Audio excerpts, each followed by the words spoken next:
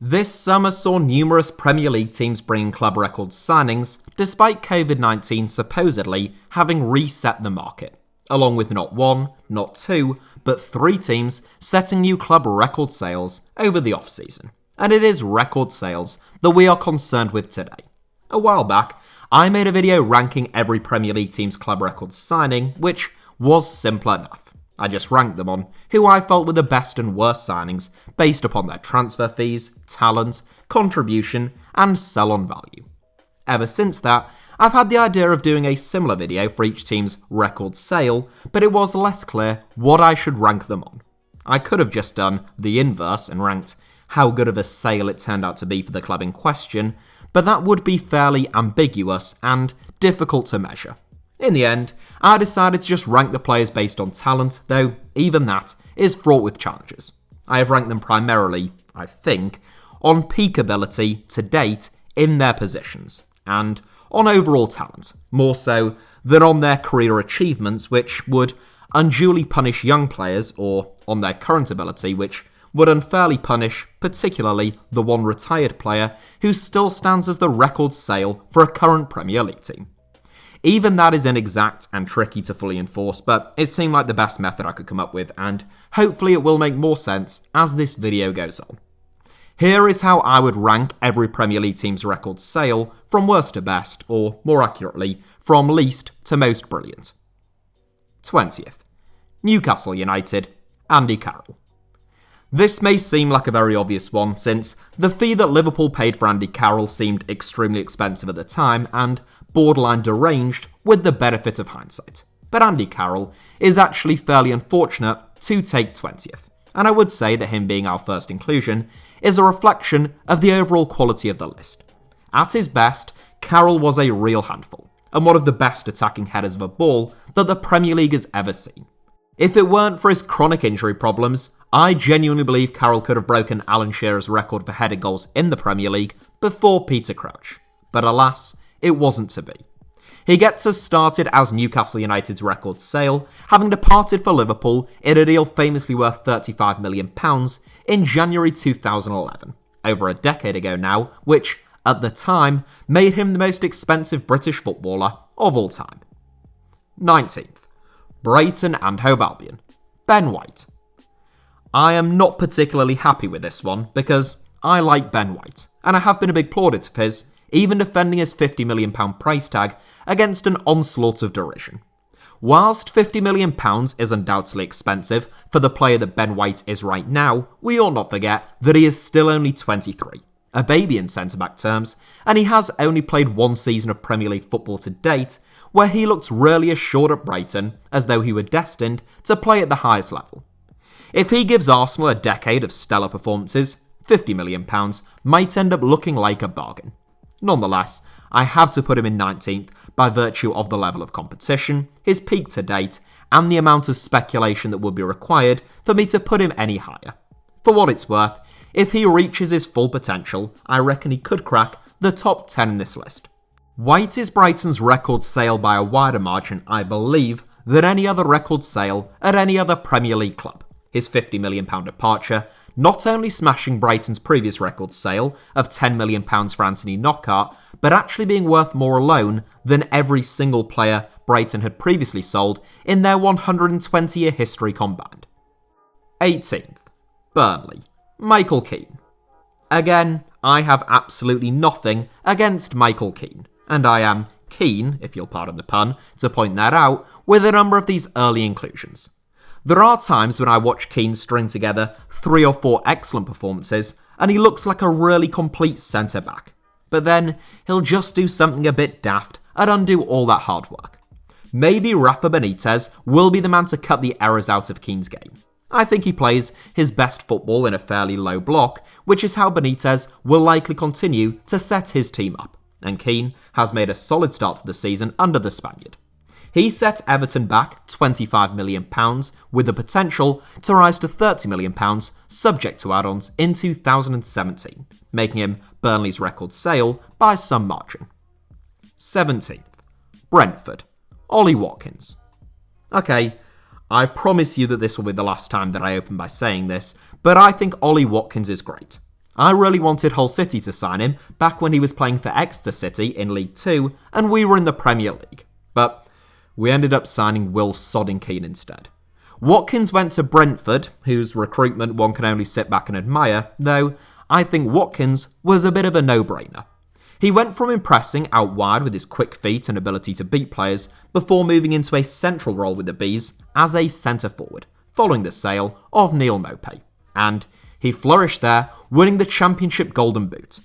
He subsequently joined Aston Villa for £28 million, with the possibility of rising to £33 million, a hefty old fee for a player who'd never played in the Premier League, but one that Watkins went some way towards justifying by scoring 14 goals and winning an England call-up in his debut campaign in the Premier League last season. 16th, Crystal Palace, Aaron Wan-BISSAKA.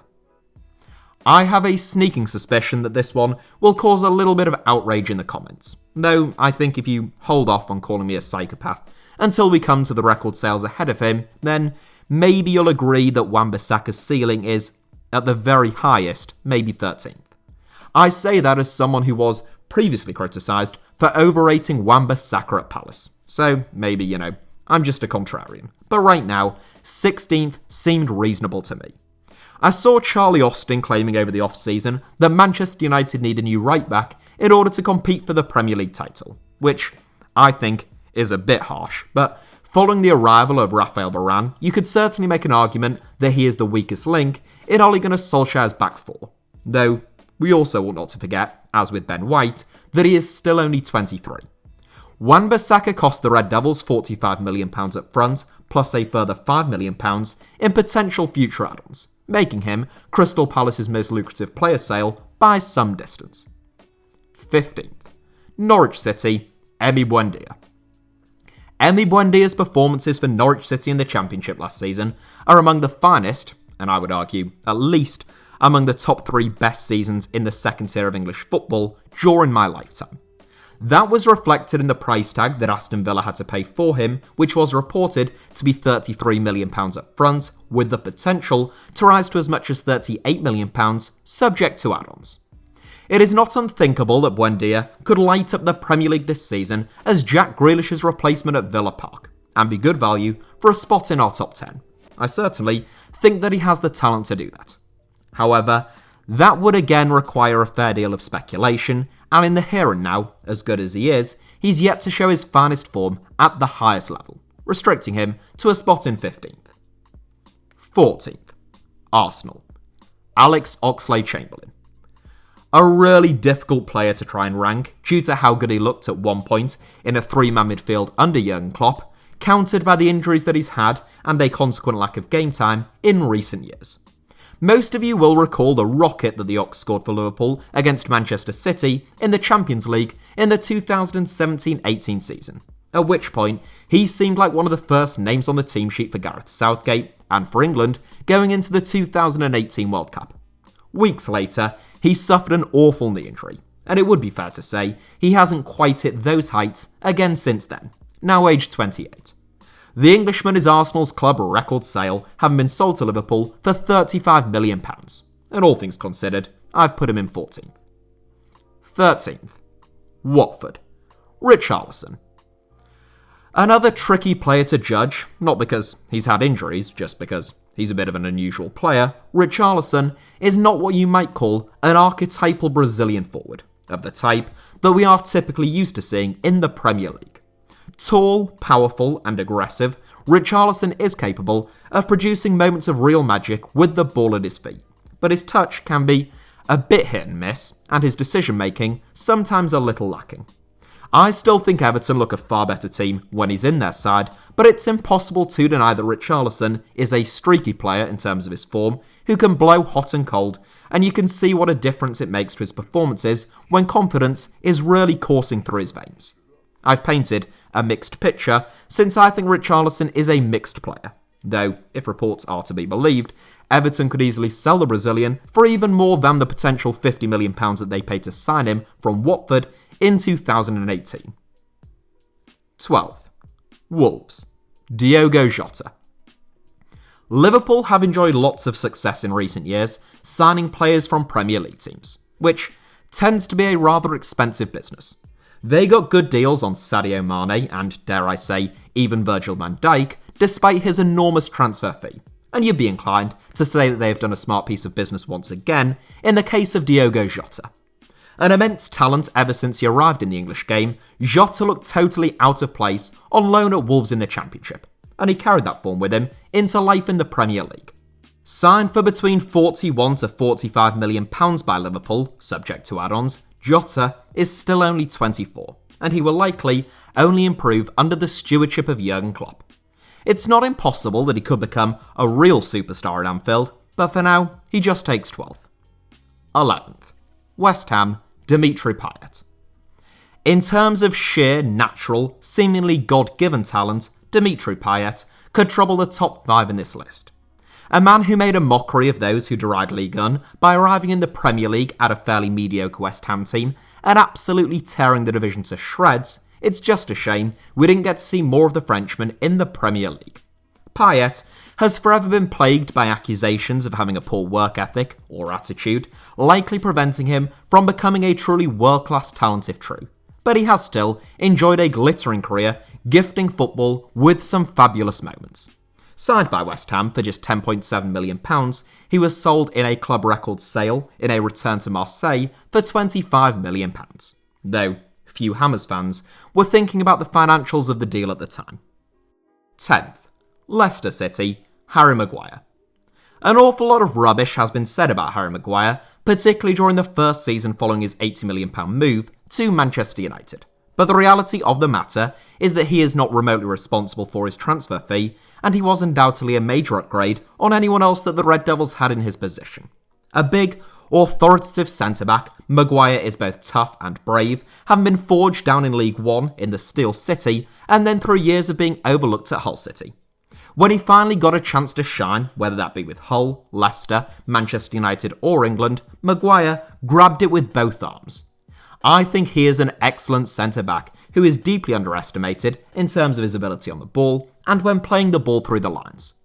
All he lacks is a bit of pace, and with Raphael Varane now able to compensate for that fact, the two of them should form a really formidable partnership. 9th. Liverpool, Philippe Coutinho. Liverpool have perhaps had more big money player sales than any other club in the Premier League, whether that be Luis Suarez, Fernando Torres or Raheem Sterling. The biggest of the lot though, and by some distance, has been Philippe Coutinho, who remains the third most expensive footballer of all time, following his £105 million move to Barcelona in January 2018, which had the potential to rise to £142 million, subject to add-ons. I don't know what the triggers would be for those add-ons, but if they're performance-related, Coutinho is unlikely to have tapped into too many of them. Though his move to Catalonia has been a bit of a disaster, at least relative to his fee and wages, Coutinho is obviously still a fabulously talented footballer, who was widely considered to be Liverpool's star man before leaving the club. I never thought he was worth close to what Barca paid for him, but he's good value for a spot in our top 10. 8th. Manchester City, Leroy Sane. I think a lot of people would put Philippe Coutinho ahead of Leroy Sane, which is fine. I rate Leroy Sane higher than most people, and this is my video, so sort of what I say goes, and you can all just call me an idiot in the comments and over on Twitter. Leroy Sane is just about the only player Manchester City have sold since the arrival of Sheikh Mansour who you would suspect they actually wanted to keep hold of, unless you count Jadon Sancho, who was just an academy player at the time. Sane set Bayern Munich back €45 million, which could rise to €60 million, with just a year left on his deal at the Etihad. Absolutely tremendous for the citizens before he tore his ACL, Sane is such an elegant and gifted footballer for whom the sky was, and probably still is, the limit. 7th. Aston Villa, Jack Grealish. We go from Manchester City's record sale to their record signing side by side in this list. And again, Jack Grealish's placement in 7th is likely to divide opinion. Primarily, I suspect, among those who think it is too generous, but probably also some who think it is a bit harsh as well.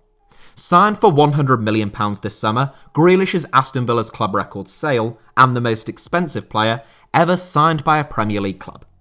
Grealish has always been enormously talented, but it took him a little bit of time to mature, something that he really did in the Championship after Dean Smith made him Villa's captain. He is no longer a big fish in a small pond, but Pep Guardiola should be a dream coach in terms of his development, and I think he's good value to take 7th. 6th, Everton, Romelu Lukaku. The most expensive footballer of all time in terms of combined transfer fees, Romelu Lukaku has been bought and sold for a combined total in excess of £285 million, putting him ahead of both Neymar and Cristiano Ronaldo in the combined rankings. The sale of Lukaku that earns him a spot in this list is his move from Everton to Manchester United for £75 million up front, plus a potential £15 million in future add-ons. Lukaku has had his critics over the years, but I think most of them have faded into the shadows now. Already a superstar at the age of only 18, Lukaku has worked tirelessly on improving his game, and the fact that he topped the Serie A assist charts last season, jointly, having previously been seen as a cold-blooded goalscorer, is testament to that fact. He is ruthless, prolific, and unplayable at times, so he takes 6th, ahead of a handful of perhaps more technically gifted players. 5th, Southampton, Virgil van Dijk. It's always difficult with these kinds of videos to compare players in different positions, especially when it comes to someone like Virgil van Dijk up against the players who are up next. I have little doubt that some would put Van Dijk in their top 3, and that most people would put him above the man up next, but his ranking in 5th is more a reflection of the high regard that I hold those players in than any negative assessment of Van Dijk himself. Southampton have been one of Europe's ultimate selling clubs over the last decade, but Van Dijk is their biggest sale, commanding a £75 million transfer fee when he joined Liverpool a few years ago. It's easy to forget that a lot of people were very sceptical about the fee that Liverpool paid for the Dutchman at the time, but it took just 18 months for Van Dijk to look like a bargain. At his best, he was the best centre-back in the world, and he could still return to being that. So, therefore, I think he has to trouble the upper echelons of this list. 4th, Leeds United, Rio Ferdinand. Well, I said that the inclusion of the next man ahead of Virgil van Dijk would be controversial amongst some, and I also said during the introduction that there was one retired club record sale in this list, and now we come to that man, Rio Ferdinand. Ferdinand's early years in the West Ham Academy were spent playing as a number 10, before he was retrained as a centre-back due to his size and physique. The end result was a big athletic centre-back who was comfortable on the ball and in the pass. Glenn Hoddle said that if he had managed Rio Ferdinand, even just for a few more years with England, he would have built the team around him playing as a sweeper, which is a reflection of Ferdinand's talents, and I think that if Hoddle had got hold of Ferdinand for any amount of time, at least at that age, we would be talking about one of the finest sweepers that the game has ever seen. Ferdinand ended up playing as a more traditional centre-back under Alex Ferguson, but he was still outstanding, even in that less expansive role. Signed by Manchester United for as much as £33.3 million in 2002, an eye-watering sum at the time, Ferdinand remains Leeds United's record sale, way out in front of £15 million men Chris Wood and Jimmy Floyd Hasselbank. 3rd, Chelsea, Eden Hazard. One of Chelsea's greatest ever players, it must be a cruel twist of fate from where Eden Hazard is standing, the fact that he joined the Blues the season after they won the Champions League and departed just 2 seasons before they were crowned as champions of Europe yet again, but he himself has never won the trophy. Hazard spent 7 seasons at Chelsea, winning the club's Player of the Year award 4 times, which is a record, and twice finishing 8th in Ballon d'Or voting. In terms of raw talent and ability, I think Hazard would be a shoo-in for 2nd in this list, and quite possibly 1st.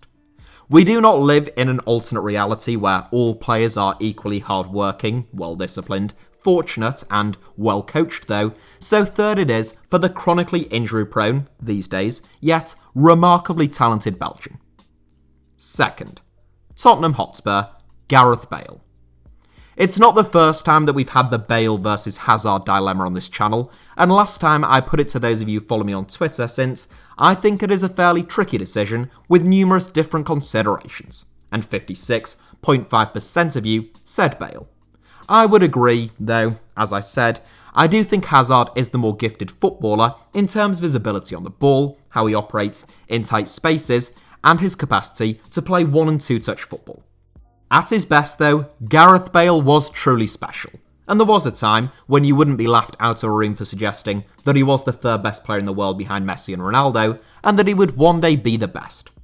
Injuries put pay to any chance of that, along with the emergence of other players, but we ought not forget that there have been major finals in which Bale has quite literally bailed Ronaldo and Real Madrid out.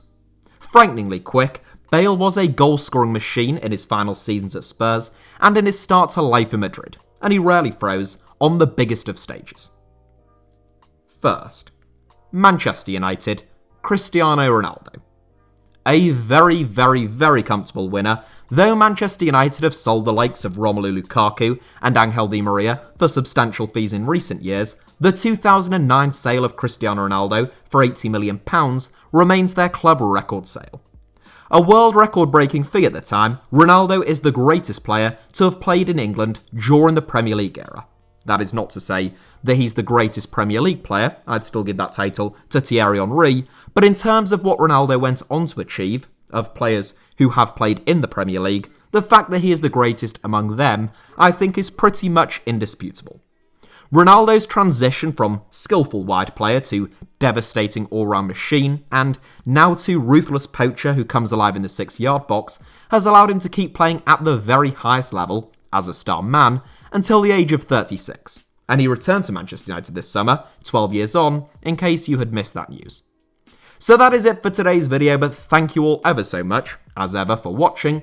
Hit the like button if you enjoyed today's video, let me know your thoughts down below in the comments, and make sure that you're subscribed, of course, goes without saying, and have notifications turned on for HITC Sevens.